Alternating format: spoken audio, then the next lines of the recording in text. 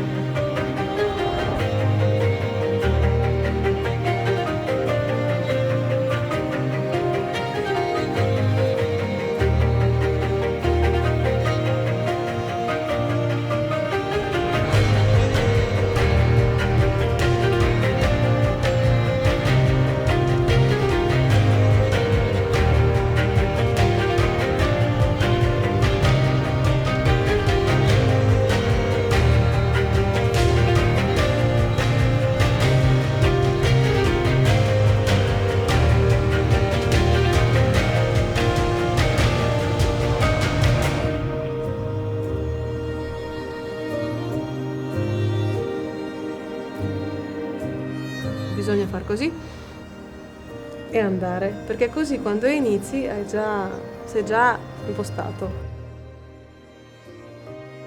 Una parte del nostro lavoro che è fisico. Degli sportivi intellettuali. Buona idea.